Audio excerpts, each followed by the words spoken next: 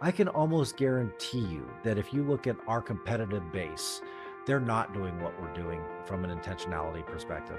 Because of that, we've been incredibly blessed with growth. We just closed the book on another month, and it was the biggest month in Dillabaugh's history.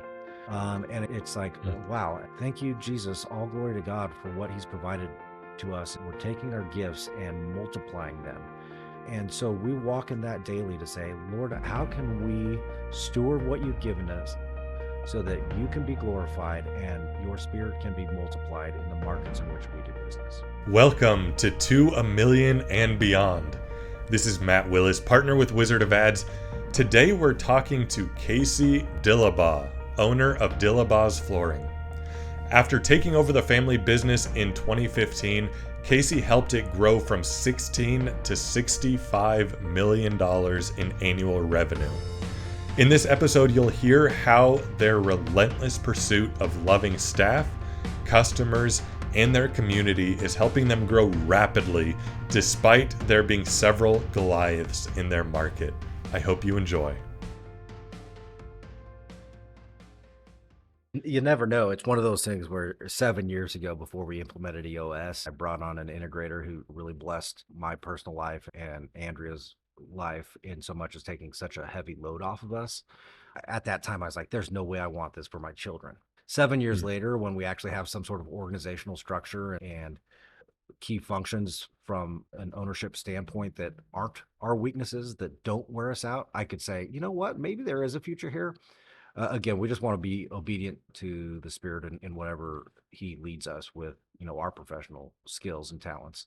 So I say that, and I share this with a lot of folks close to me. I'm like, I don't know if I'll own this business for 20 more minutes or 20 more years. I don't know what tomorrow brings. I just know who brings it. And so I just want to walk in faith in that when the opportunity arises to do something different.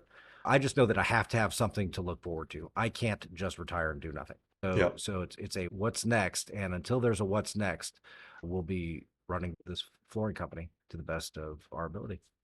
So you mentioned that you brought on someone to help with a part of the business that you perceived as part of your weakness.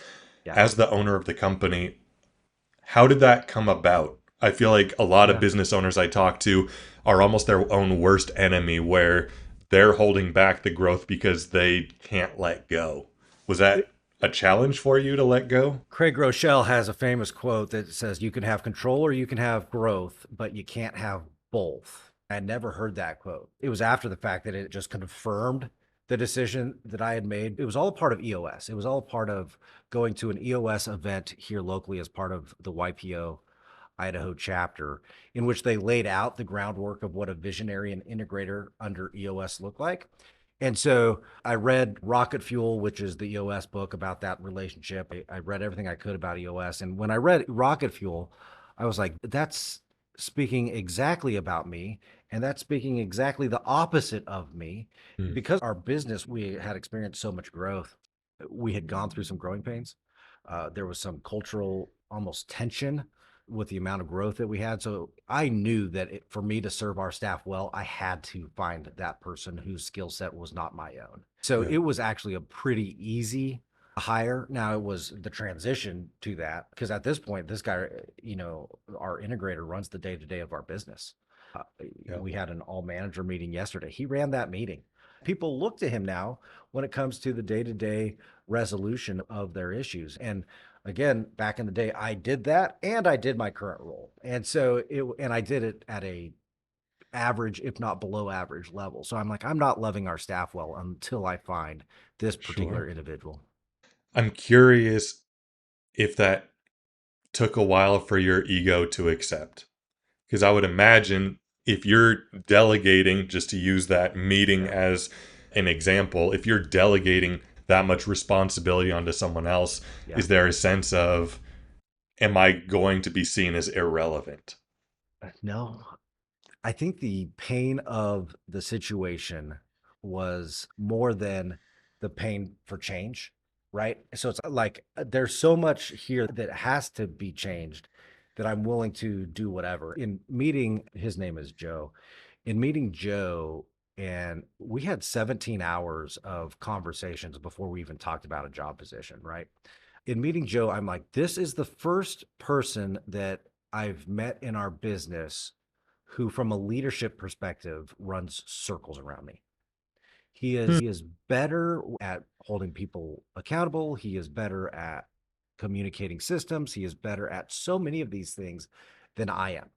So is there a certain aspect of saying, yeah, is there a potential threat there? Yes, but he also had the humility to say and look to me as the visionary and the owner of the business to say, Casey has a head on his shoulders. He's not crazy because Yeah. Joe had worked for a lot of visionaries that are like crazy. And you'll go to lunch with a crazy visionary and you'll know right away that it's like, I could never work for this guy. Yeah. But for Joe, when he sat down with me, he's like, Casey had his head on his shoulders. We are going through this EOS thing together. It was a true, almost working partnership that made it work out well. And to this day, because we know a lot of other companies in our area that run on EOS, we both look at our relationship and say, Casey and Joe are one of the healthiest visionary integrator relationships that we have come across. And so, does it take Mm. humility? Yeah. I mean, that's a key aspect to any level of leadership, both his and Yeah. mine. But I've never once felt threatened by him. It's to the point now where it's like, if I got hit by a bus tomorrow, I would feel very comfortable with Dillabaugh's in the hands of Joe, and Mm. would have no qualms about it. What a blessing. And so you've proved your competence Yeah.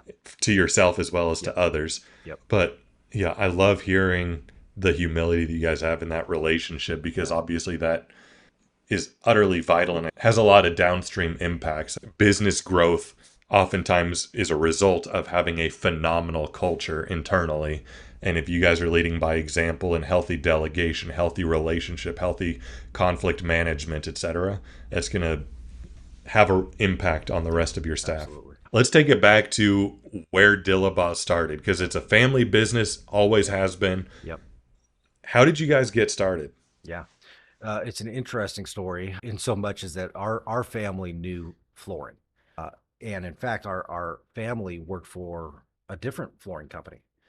My grandpa worked for that flooring company. My dad worked for that flooring company. My aunt worked for that flooring company. One day, my grandpa got into some financial difficulty. The owner said, I'll get you out of that financial difficulty. And my grandpa said, okay. And then the next day, our entire family was let go. And so but at the, you think about that and you're like, oh, that's questionable. I look at that and I'm like, oh, what a blessing. What a blessing.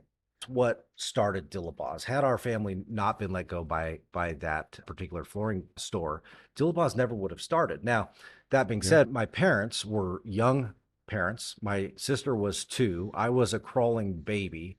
Flooring was all that my dad knew. And so he called up all the vendors, all the reps and said, hey, this has gone down and all I know is flooring. So can you help us out? Can you get us displays? Can you get us samples? Can you get us everything that we need to start up a flooring store based on the number one purpose and cause of this flooring store was to feed 2 young kids, right? Yeah. Family. I can only imagine. I would guess at the time my dad was about 24. My mom would have been about 20, 21, right? With a 2-year-old and a baby. And you look back at that and you're like, I'm not sure that I would have the That's tenacity not or the safe option. yeah, the gumption to say, okay, we're going to just start this thing, right? As Yeah. young parents. And so that's how Dillabaugh started on a small street corner in Nampa, Idaho. And then we've just been blessed to grow to the size and scale that we are today. That's remarkable. And then your father grew the business for over the course of how many years? Yeah. So he sold Andrea, my wife, he sold Andrea and I the business on January 1st of 2015. So we're in our 11th year of ownership. He owned it between 1980 to 2015. So that's approximately 32, 33 years of ownership. And during that phase, he went from startup to in the Treasure Valley here in Idaho, the heyday of 2006 and 2007. They did about 17 to 18 million dollars in business. The one Nampa location to 2 Boise locations by 2015. When he retired, we had revenues of $16.9 million as an organization. So those were our revenues at the end of 2014. I tease my dad because he's the serial entrepreneur. He's the one who would get bored and then just start something new. Over the course of that 33 years, it was not just the additional locations, but we got into the granite fabrication business. We got into cabinetry business. We got into the commercial flooring business. So it was not just what started out as a retail flooring center, but by the time he retired, we had 11 different revenue producing divisions within Dillabaugh's. He was the Remarkable. serial entrepreneur and grew it quite well and to a quite profitable company until he retired at the end of 2014. And so, what were, to the best of your recollection, Yeah. what was his path like to get that first million? I mean, he knew some of the players in the industry. How did he make that first million and prove the concept? I graduated from Skyview High School in Nampa, Idaho.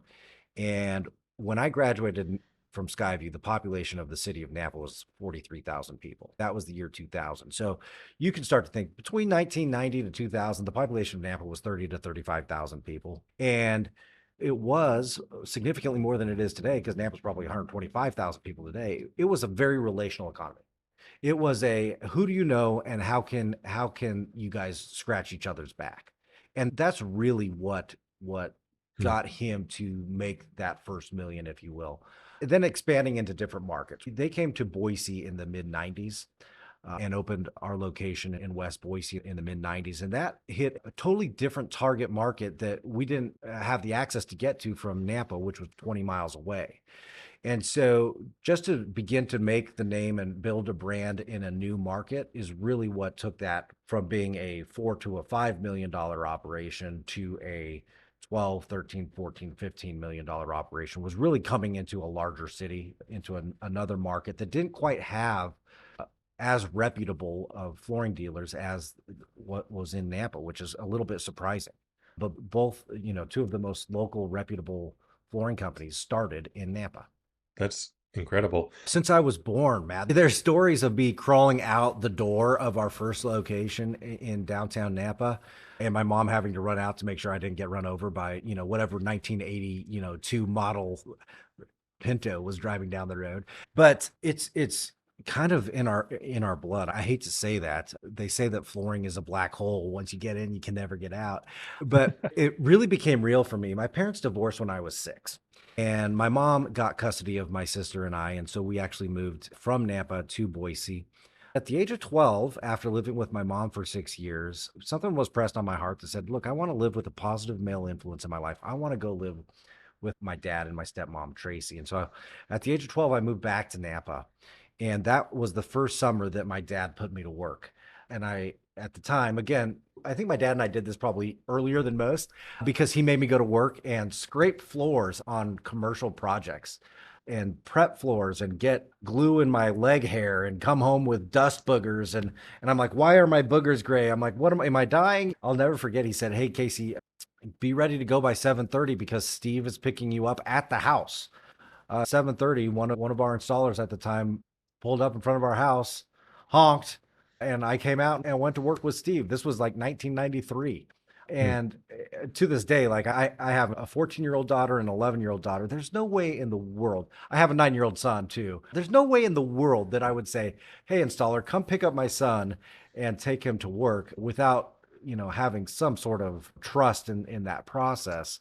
But it taught me the business from the level of the installer, which is crucial to our business. In the flooring business, you've got leadership, you've got management, you've got sales, you've got operations, you've got installer.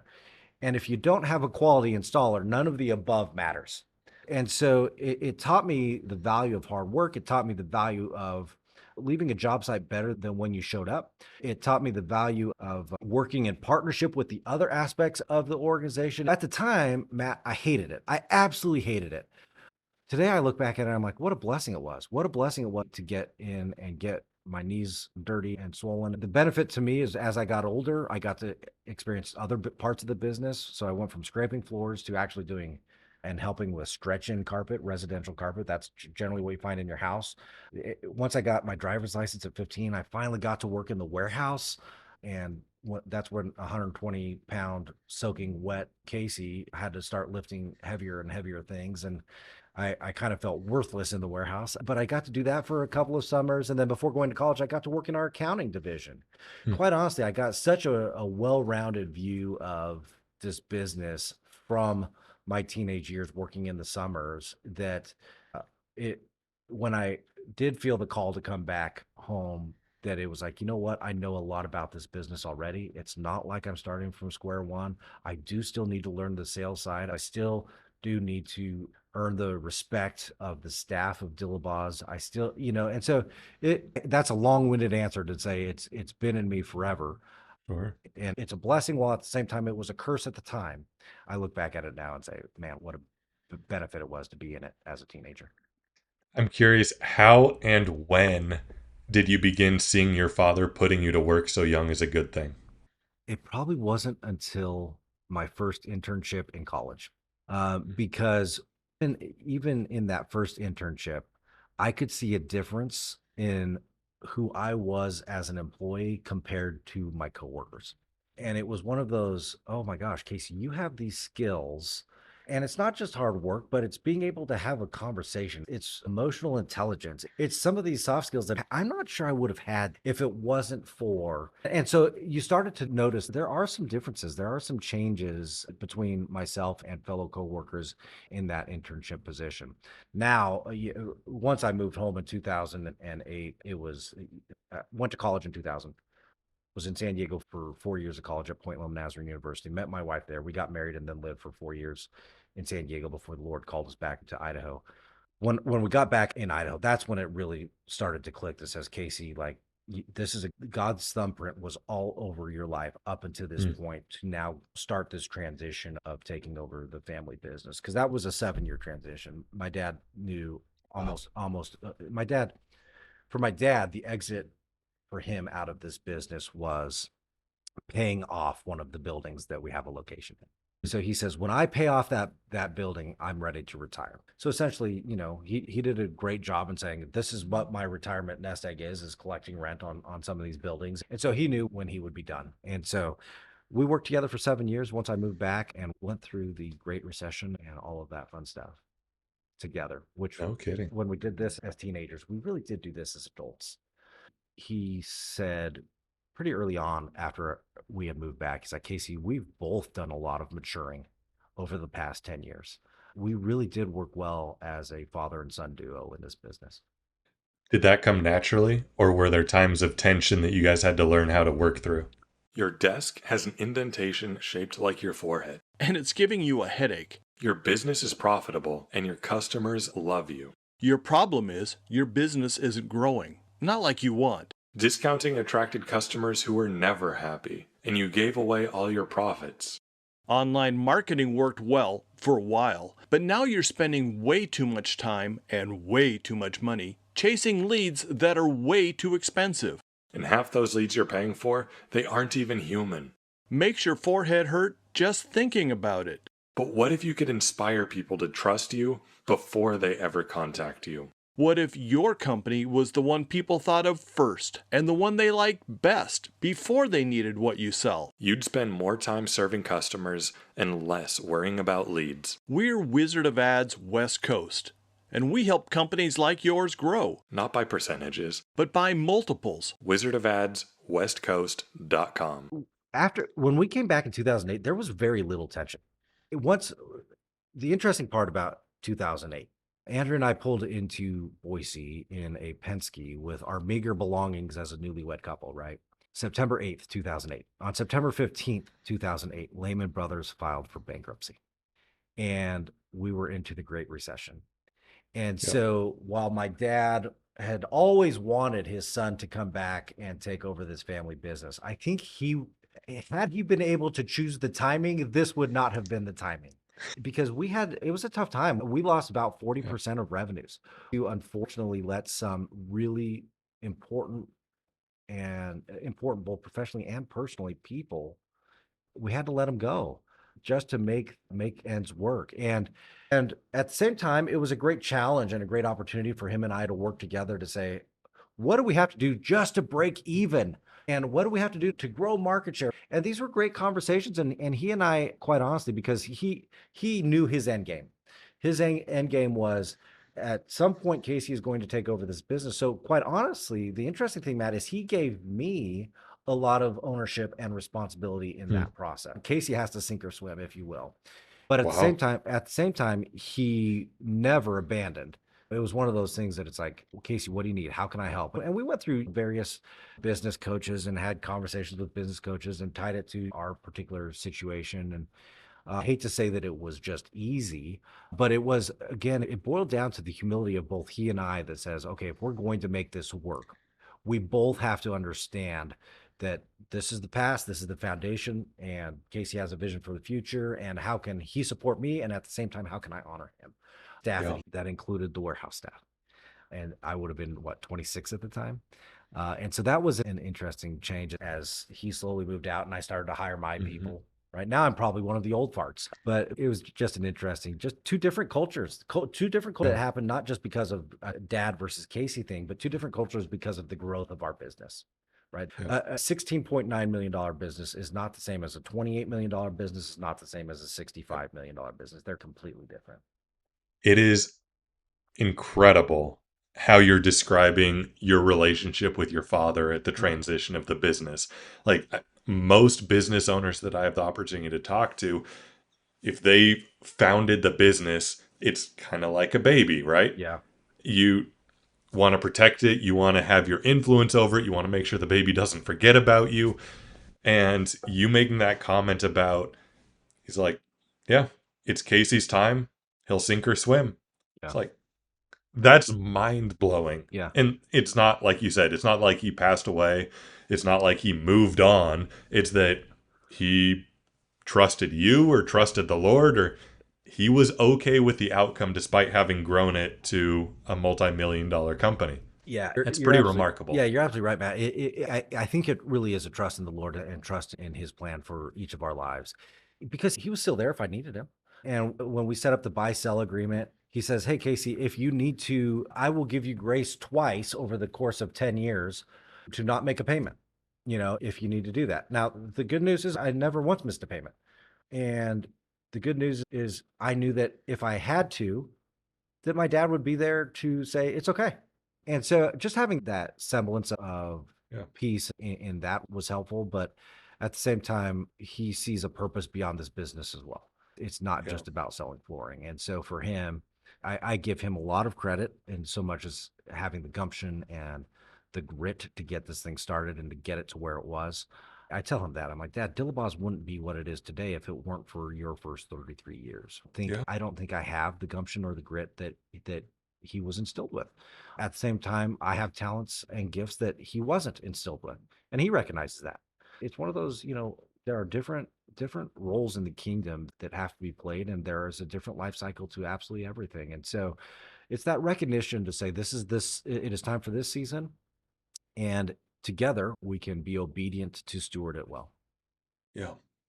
And you mentioned the first 33 years, the business wouldn't be what it is without him. In a very real sense, too, though, if he was still trying to get his tentacles all in the business and was having trouble letting go, it would still be a very different business even after he transitioned the business because he had a lot of relational equity within the business. It would be. How has the business changed since you took it over? It's interesting. In 2008, January of 2008, the Lord laid it on my heart to leave San Diego and move to Idaho to start this transition of taking over the family business. And I talked to my wife about it, and she's like, "That's not, God didn't give me that vision. She just gave it to you." And sooner than later, the Lord did lay it on her heart. And she shares this story that says, Casey, I don't remember this, Matt, because my memory is terrible. But my wife's is not. She forgets nothing. And she shared, Casey, I remember when you approached me about this, you said, we aren't moving to Idaho to sell flooring. We're moving to Idaho to positively impact lives, to steward the business as a kingdom business for God's glory. And so the purpose of us moving back was completely different than what the purpose of the business being started was. Earlier, when the business started, it was to feed 2 kids and to start a family, right? It was a lot of pancakes, hot dogs, and mac and cheese, right? But when we moved back in 2008, it was, how do we steward this for His glory so that we can make lasting impact through a flooring store, right? The vision that I brought in and purpose was very similar to that. It's not that that wasn't the purpose for my dad and Tracy at a certain point, but that was the founding purpose for Andrew and I to move to Idaho. our just cause is to love more. And we have a chalk wall in every single one of our locations of essentially, we call it our why statement. Simon Sinek's start with why was really influential in being able to communicate our purpose, right? On every chalk wall at Dillabaugh's is the phrase that says, "This is our mission field." And we're Mm. being constantly refined as we seek to fulfill the reason our business exists, which is to Mm. love. The abundance of good that resides in the Treasure Valley leaves us humbled and blessed, yet obedient to the tremendous responsibility we have as stewards, not just to our customers, but to those less fortunate than us. So we step out of bed in the morning with a purpose greater than our own, one that is life changing and one that is eternally focused. And so that is our why statement, to say, look, how can we positively impact the lives that we get to touch on a daily basis through a flooring store? And we talk about doing it on three different levels, right? We talk about doing it. Number one, we want to love our staff, right? And that's the primary responsibility of leadership, right? What does loving our staff well mean and look like? It means providing them with a healthy place to work, in which they enjoy the relationships that they work with on a daily basis, in which they can earn a healthy living, in which they have benefits, in which there's promotional opportunities, in which they see a career and not just a job. So if we can love our staff, that's the number one job of leadership. So that's the first platform that we exist to love on. And to this day, we have about 125 employees and an additional 250 to 300 subcontractors that we employ on the installation side. The second platform that we exist to love on is to love on our customers. And that is the primary responsibility of our staff.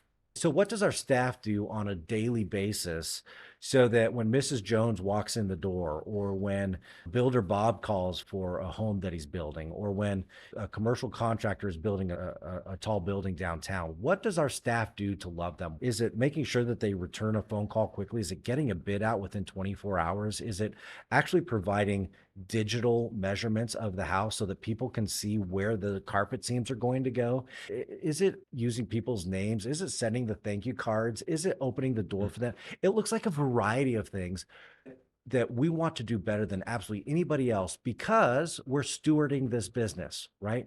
We want them to feel a difference. And quite honestly, if they feel a difference, see the chalk wall, Casey's walking through the showroom, and they hear our Dillabaugh's name on local Christian radio, they know something's different. And man, if that sparks a conversation, I want it to spark a conversation. So that's the second platform that we exist to love on, is on our customers. And then the third platform that we exist to love on is to love on our community. And that is the responsibility of every man and woman within the walls of Dillabaugh's, right? And so we are fervent believers that say, look, we are stewarding resources, and we want to make sure that we steward those resources to the glory of God for the benefit of others, right? And so we have various programs within Dillabaugh's that help us make sure that we're loving well on the community. That really is our heart. That really is why we exist as Dillabaugh's today. That's remarkable. Such a different way of positioning the organization than most other businesses out there, and very much sets you apart from, for example, the Lowe's and Home Yeah. Depot, or Yeah. the Shaw's and LL Flooring, etc. It's just, Yeah. you guys are very missional, very empathetic, and that's really neat. So every business out there pretty much says, we are customer centric. But when push comes to shove is when it really kind of proves out who's customer centric. What are some examples of sacrifices that as an organization or as your team have made in order to love on the customer? One of our core values is integrity. And a lot of people say integrity is just a pay for play core value. But for us, it really a part of our DNA, right?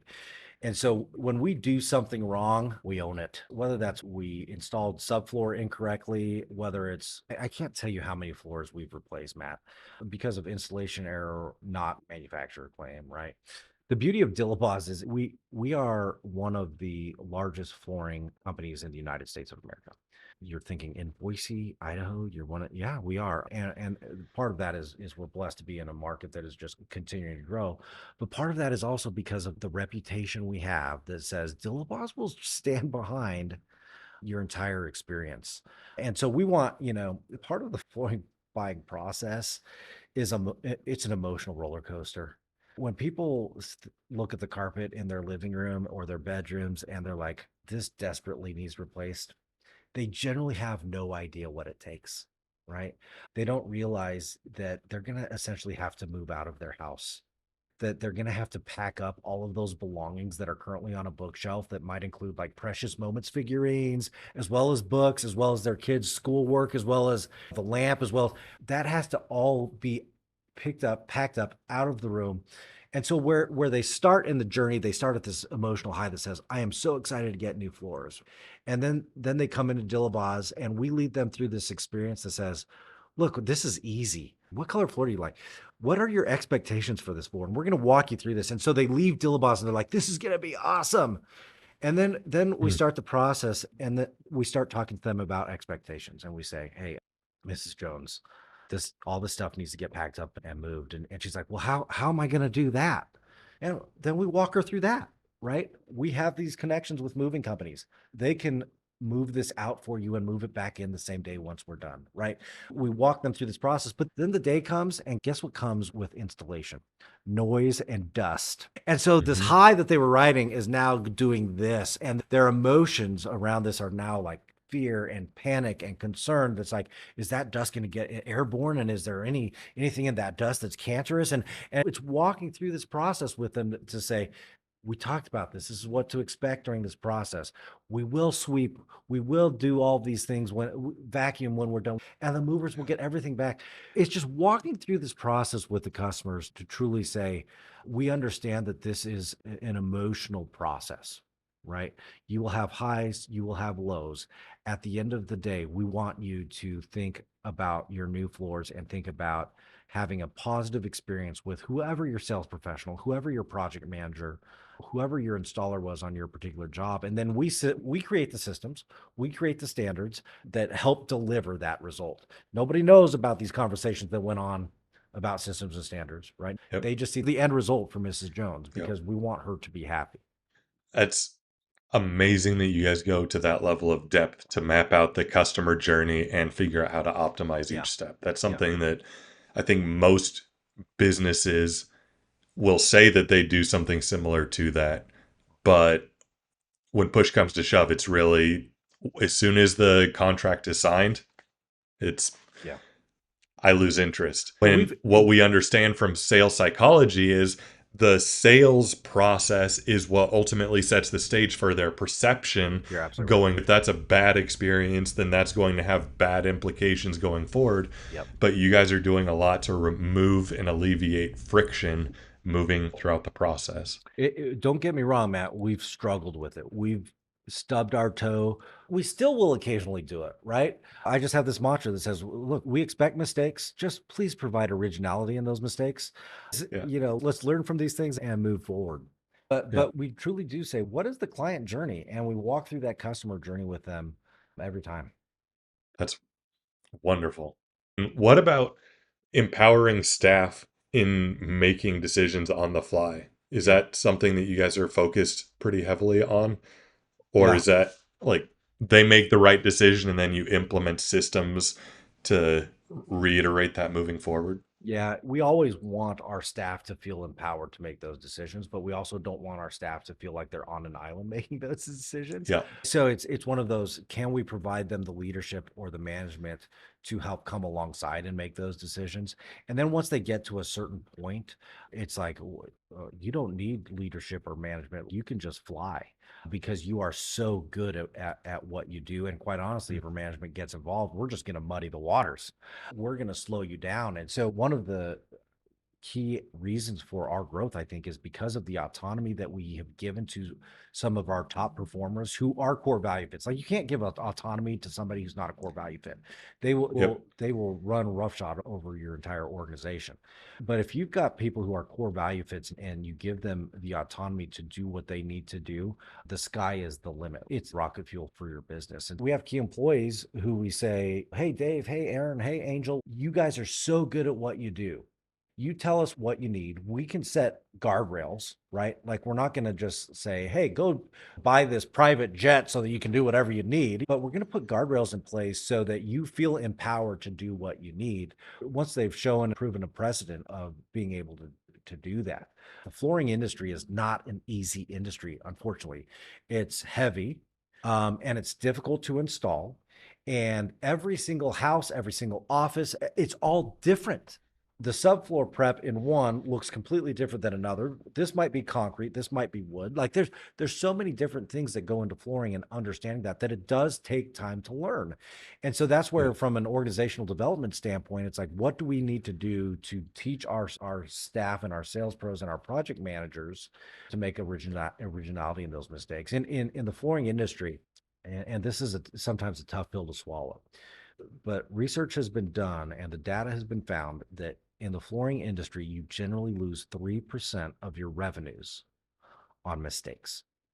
Okay, of your revenues on mistakes. So that could be like, we ordered the wrong color of tile. It could be we used the wrong pressure on the gauge of the hardwood gun.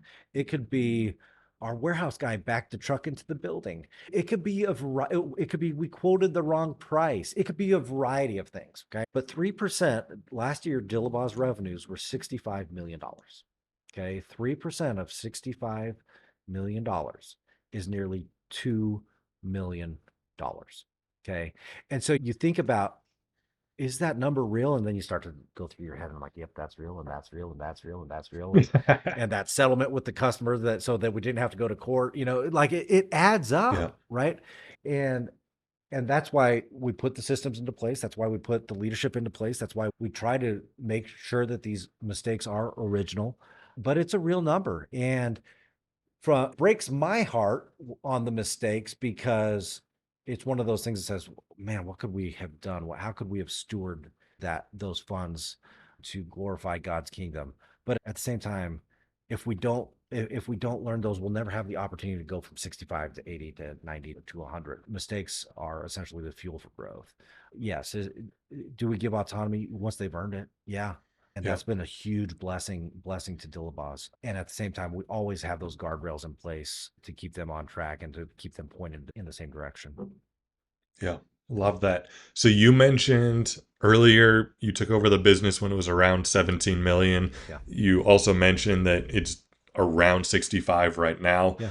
I'm curious, talking about lead and lag measures. Yeah. Lag measure, for example, revenue. You can't just say grow revenue, Yep. right? Because you have to focus on something, and then the lag measure is the revenue. Exactly. I'm curious, for your organization, Yeah. what are some of those lead measures that you have been focusing on in your tenure leading Dillabaugh's that you would attribute to that revenue growth? Yeah, no, leading indicators is a major aspect of our business, especially as an EOS organization. Like our weekly scorecards are supposed to measure, some of those leading indicators. Now, from a sales perspective, it's easier said than done, but to give you an idea of some of ours is from a retail sales perspective.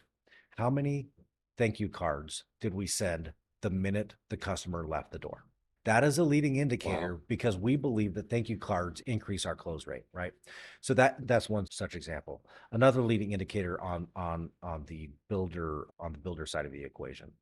How many accounts did we visit this month with simple coffee, donuts, Starbucks? How many builder accounts that we're trying to land, or how many lunches did our director of sales have this month? So these are the leading indicators that you hope will lead to revenue, right?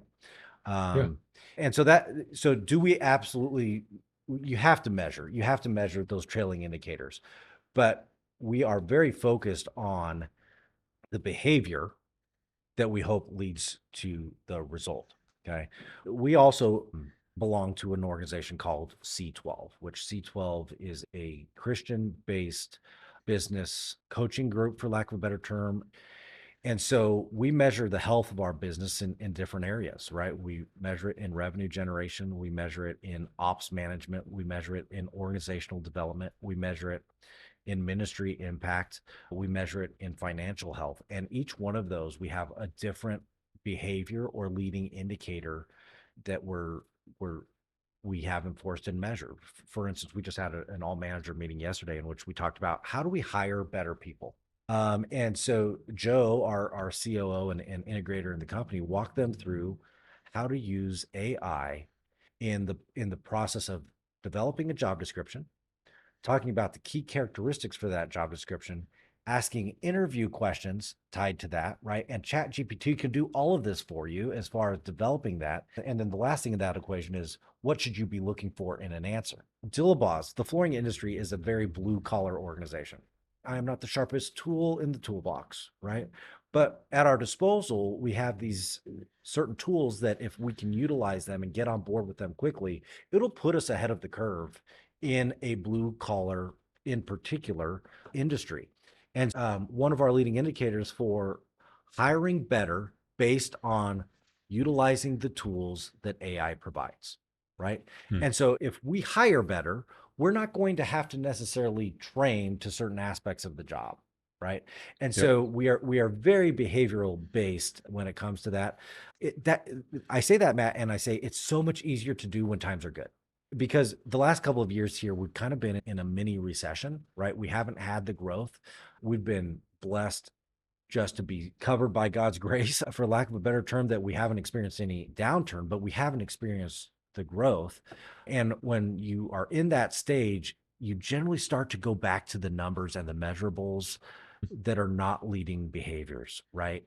And so at the beginning of this year, I went to Joe again. This is Casey as visionary. I went to Joe and I said, Joe, we've got to stop focusing on these numbers. Again, he's in charge of the day to day. He's the integrator, drawn to what are the lagging indicators, right? Whereas from a visionary perspective, I'm like, Joe, we've said for the last 2 years, survive till 25, survive till 25, survive till 25. We're at 25 now, right? We need to start focusing more on behavior than we do on lagging results. Behavior correctly, the results will follow. And every single month that we go by at Dillabaugh's, I feel like, gosh, we're a healthier organization today than we were 30 days ago, which is just a big kudos to Joe and the rest of our managers just to help bring us along and make us healthier. So, how's your forehead? Growing your business takes 2 hands full of inspiration, a bucket full of perspiration, And a truckload of pixie dust. Nobody said it was going to be easy. Pixie dust is all the emotions triggered by your company name. It's what you say through your advertising, plus what your customers tell their friends. Pixie dust is what the world believes about your company. It makes people choose your company from a list of all your competitors. Pixie dust inspires confidence in people who've never done business with you. And makes them trust you and decide to work with you before they need you. Pixie dust is not your company name. It's your brand. It's your brand. It's your brand. We're Wizard of Ads West Coast, and we make pixie dust. So companies like yours can grow, Not by percentages, but by multiples. and without pounding your head on the desk. WizardofAdsWestCoast.com. WizardofAdsWestCoast.com. Yeah. So one of the brilliant things that you just said, kind of summarizing. So a business itself, in essence, it's its systems, right? Otherwise, you just have a group of people. And so that's kind of where Joe's focusing on. That's where the numbers are important as far as creating those systems for repeatability, reducing variability, etc. But one of the things that I loved hearing when you first started talking about what are some of the leading indicators, you specifically went to sales and helping the customer, and you went to writing thank you cards. You went to building relationships. And that, I feel like, is something that so often business owners forget. Like, ever since Google started, we'll say right before the turn of the millennia or just after, right? They promised us, digital marketing. You can track everything. This is all you'll ever need as far as, your business growth. Put in a couple of pennies here and you'll get a couple of dollars on the other end. Building relationship with customers. It was, guess what? Most customers are human. Most employees are human. And humans don't operate the same way that machines do. And so often businesses try to forget the fact that humans operate like humans. And so the fact that you guys are focused on building relationship, doing things like writing thank you cards, like that is, yeah, nothing short of remarkable and Yeah. something that very few other businesses are doing. And so because you can't track it, it's easy to put that on the chopping block when times get tough, when time constraints happen, all Yeah. of that. So Yeah. love. Yep. I'm curious for yourself as an introvert, how do you manage energy being an introvert in a very prominent role? It's a great question. I say that I'm a professional extrovert, but I am a natural introvert. If you put me in front of a crowd that there's no structure or agenda, my battery will go from 100 to 0 very quickly. But there's a couple of things that I've done to help with this. First is to take at least once a month retreat. And I want to say it's in the book of Mark, first chapter of Mark, in which Jesus is at Simon Peter's mother's house. And he is performing all kinds of healing and miracle. And he gets tired and he goes off in retreat to pray to his father. And he's gone for a few hours, and the disciples come to him in the night and they say, Jesus, we need to go back to Simon Peter's mom's house because there's more people that need healed. And Jesus said to them, no, we're going to go here instead because that's where the Father is calling me, right? Hmm. Now, nobody would have faulted Jesus for going back to the house to perform healings and miracles. But he was called somewhere else. And the only way that he was called somewhere else was when he took the time to retreat with his father, right? And to do everything he could in his power to follow the will of his father, not his will, but the father's will. And so that was one of the greatest lessons I've been taught over the last couple of years is to say, Casey, once a month, you need to find retreat in which you turn off your cell phone. Okay. You don't do anything except for 4 hours, commune with God, journal, right? Ask yourself the same questions every single month. But at the end of that retreat, I feel like, okay, I have some refreshment. I have some level of clarity. I am not going to allow it to bog me down. And so that retreat has been very, very good for me as an introvert. And that is also building in time for smaller clarity breaks. And usually a smaller clarity break looks like 30 minutes once or twice a week. There's this mantra that says, if you think with your brain as your primary job, you should do something with your hands during your break. Now, I personally, Mhm. Matt, am not I don't tinker. But if I can put on, walking shoes and go for a 30 to 45-minute walk once or twice a week, I am a better leader. I am a better human being. I'm a better husband. I'm a better father. And so it's really time blocking and taking those intentional times that also refreshes my soul. The Lord knows what I need, right? He Yeah. knows that I'm fearfully and wonderfully made. I don't view an introvert as being a negative. I don't view it positive. I view it as being who God made me to be. And so if he's also given me these incredible tools, then I want to use those tools, whether it's retreat or whether it's clarity break, so that I can be the best version of myself for those that are in my charge. Yeah. That's great. I love that you have intentionally found means by which to take some soul care time. And I think Yeah. that's something that especially a lot of extroverts really struggle to do, like myself. Like, Yeah. I'm good. And it's like, that doesn't mean you don't need those, like you put them, clarity breaks. Yeah. So, absolutely love that.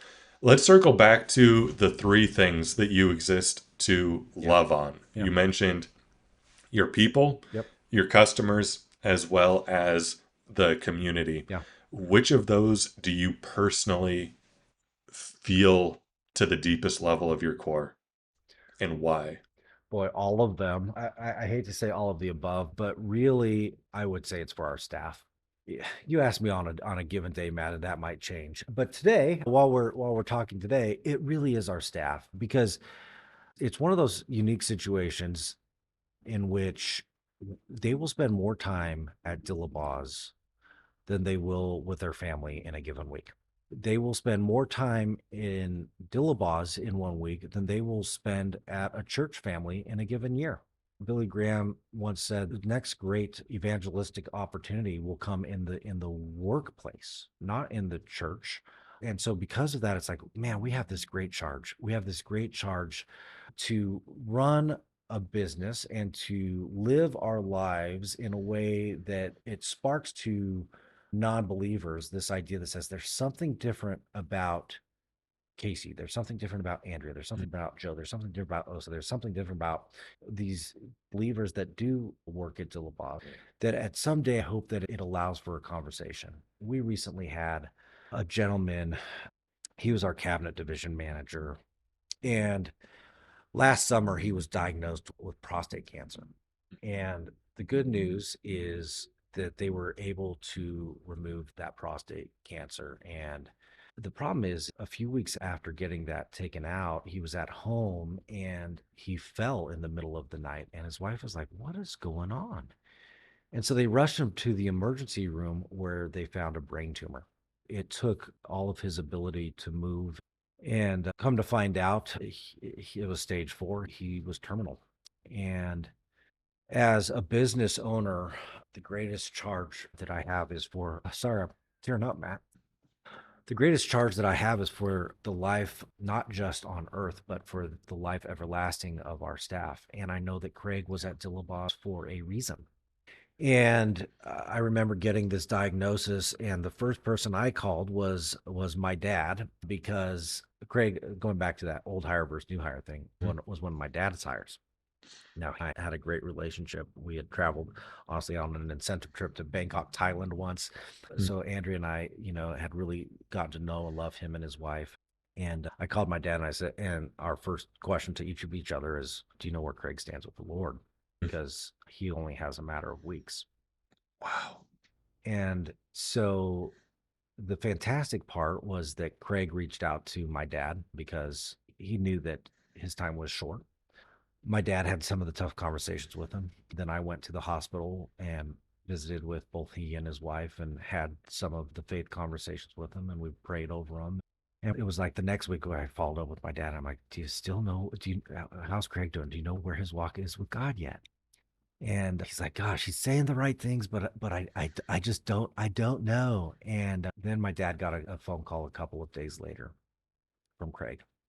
And Craig said, "I had a friend of mine come and visit me, and I accepted the Lord last night."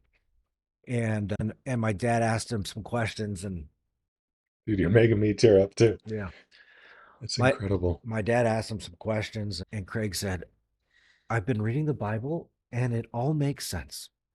And Mm. and the Bible itself says, "The blind will see."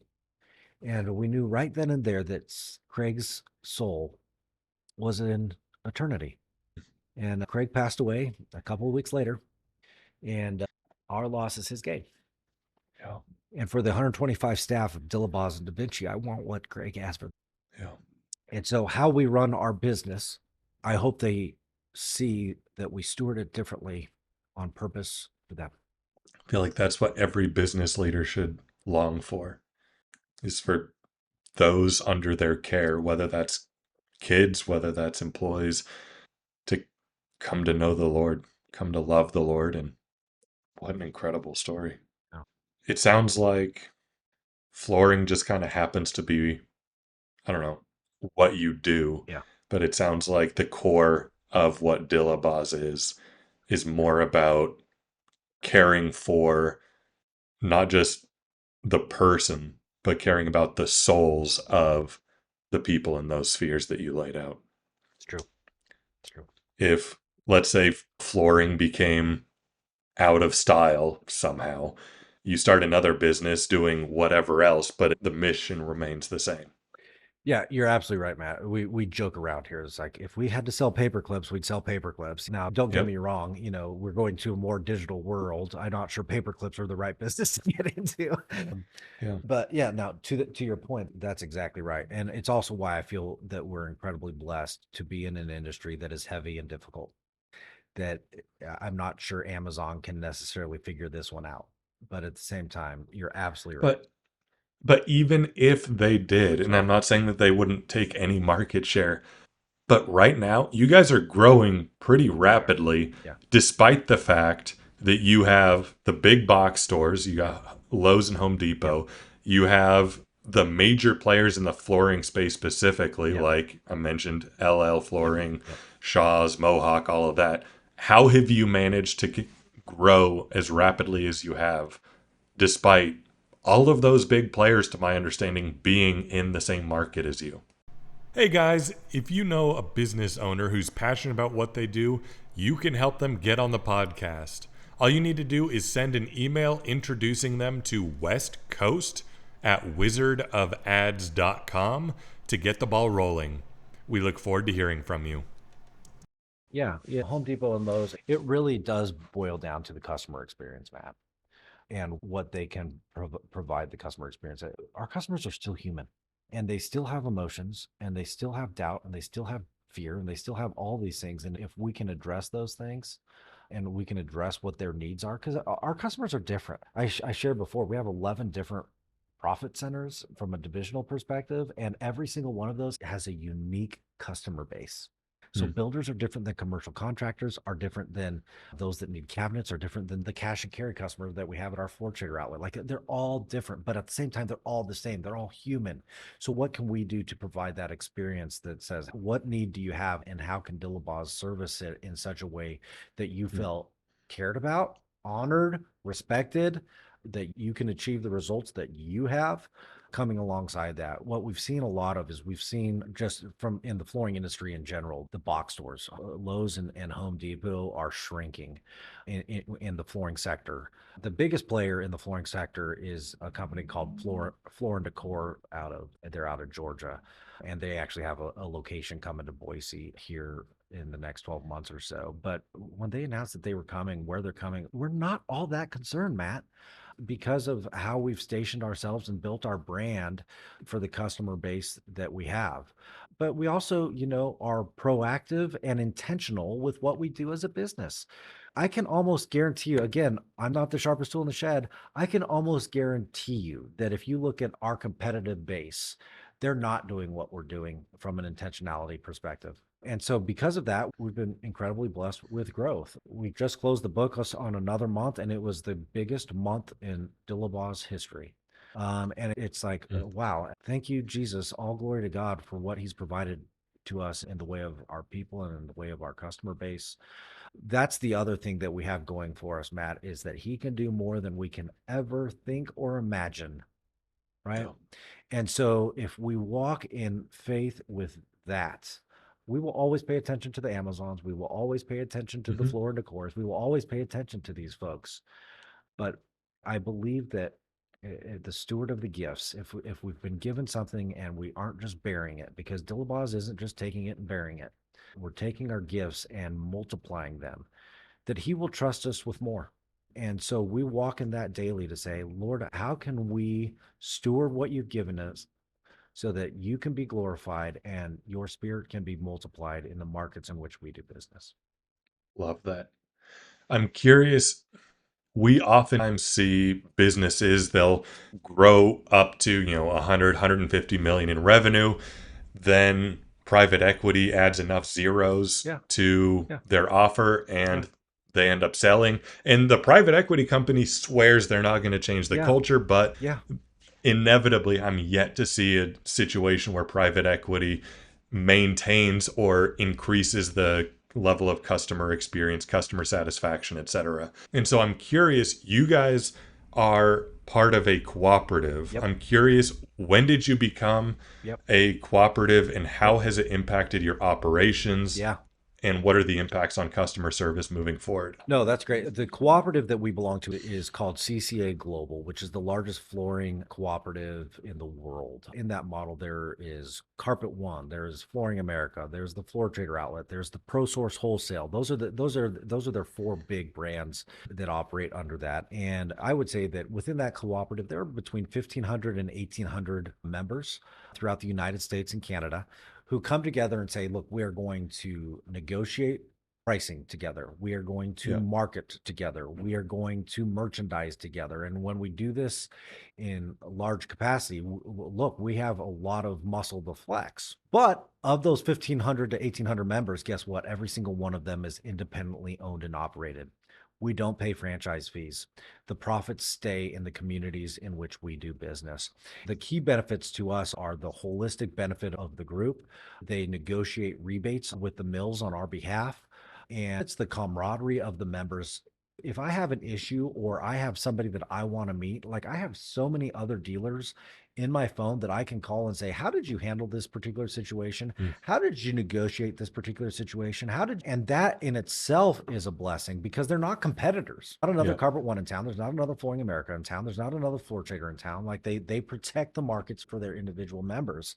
I can call anybody in America, say, I am a Carpet One member. Can I talk to you as a fellow Carpet One member about your experience with X, Y, or Z? And there's that common connection. So there's just, again, it just makes us a better business. That's wonderful.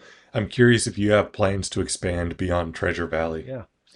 Right now we don't. Now, Matt, we've been provided many opportunities to expand beyond the Treasure Valley, but it's just not in the cards when I pray about it, when I look at it. I'm not saying no forever. The thing Mhm. is, Matt, is I mean, you talked a little bit about actually, let's come back to the private equity conversation. Sure. But there is so much more growth that's coming to the valley that we say, look, we can take advantage of this. We may be a playoff team, right? But are we a Super Bowl team in the Treasure Valley yet, right? We'd like to think we are, but we are continually improving.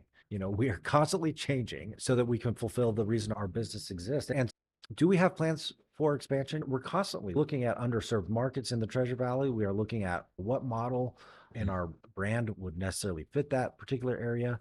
Because quite honestly, I feel like if we can enter these markets, it allows us to bless that community further.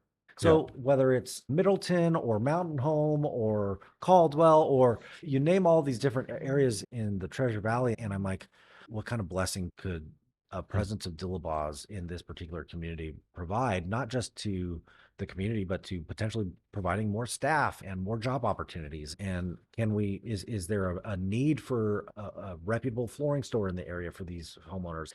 So we look at all of that. We've been approached about acquisitions in Twin Falls, and we went and looked at them, and we're like, you know what? It's just not for us. There might be a day when it comes, but we'll see. Coming back to the private equity conversation, that's one of the business owner's greatest conundrums, challenges, stretches, tensions, right? To say, yeah, if there's enough zeros on here, I would be, interested in looking at the number. But then you have other options. Is it like, do we turn the business into an ESOP? Do I look at sell something to keep people already in the business who own the same vision? But I look at this, Matt, and again, here's the good news. Here's the good news.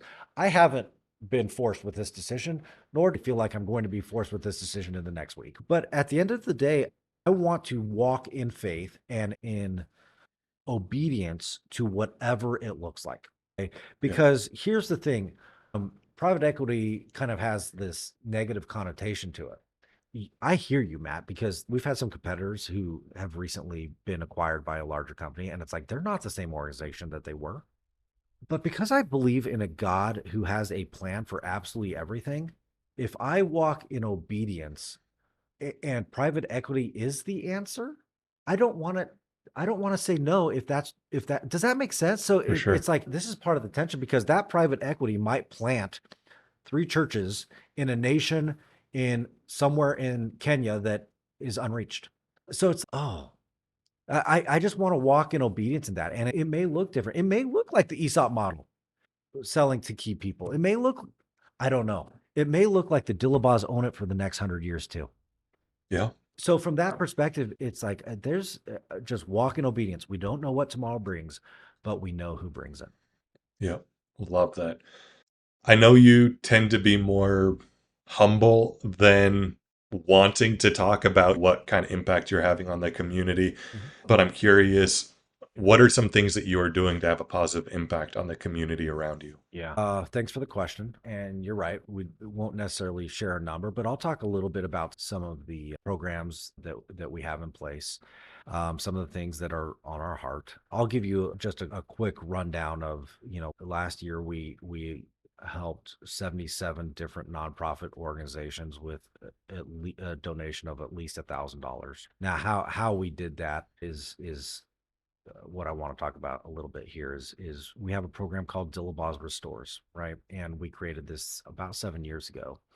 And this program it's a cause-based apparel program in which we work with 5 local nonprofits and design a t-shirt. And then when customers come into Dillabaugh's, they get to choose 2 t-shirts of their choice, and we make a contribution to the nonprofit, and they wear the t-shirt that hopefully sparks a conversation on behalf of that nonprofit, right? I want the nonprofits to find their next donor, their next board member, maybe even their next customer or client that needs their services. I want them to be known through the platform that we have at Dillabaugh's. Again, Dillabaugh's is the 17th largest independently owned flooring company in the United States of America. We have a platform.